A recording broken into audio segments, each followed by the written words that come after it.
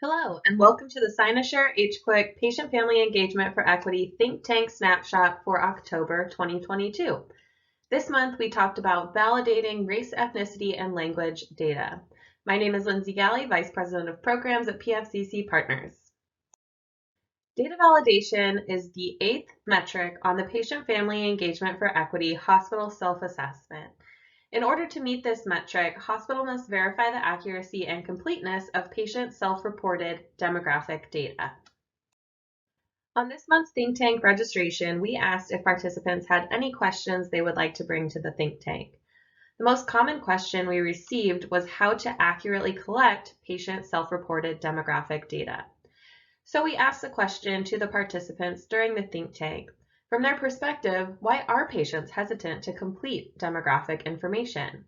The most common answer was they don't know what will be done with the information, followed by they fear it can be used against them, they don't know why they need it to provide it, and that it might not be required.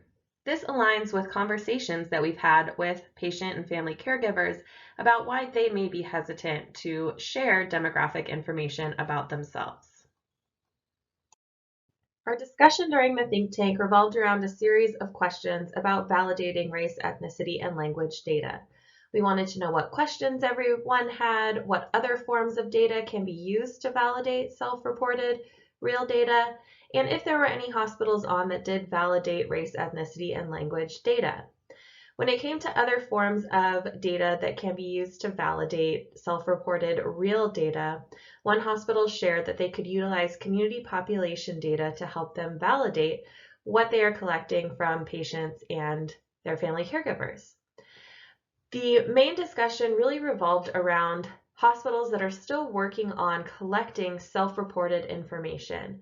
A few hospitals shared that staff are still assuming a patient's race, ethnicity, or language and are collecting the information that way. So we revisited the real SOGI, or sexual orientation and gender identity script, that can be utilized to help train the workforce to collect self-reported race, ethnicity, and language data, really having a conversation around the collection of this information.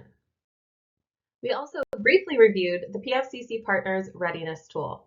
This tool can be used by hospitals who are ready to take the next step to engaging patients and family caregivers in improvement activities, like how you are collecting self-reported race, ethnicity, and language data. It's all about starting with the foundation and defining a clear scope for the goals of your patient-family partnership program. We will discuss in more detail how to assess hospital readiness for patient-family engagement for equity on the next think tank in November. We hope you all can join us. We also encourage hospitals that have active patient-family advisory councils to introduce their patient-family advisors to the Patient-Family Partnership Hub, a community just for your patient-family advisors. Or if you're a hospital that's just taking baby steps into engagement, you can access the Patient-Family Partnership Hub as well and connect with patients and family caregivers across the country.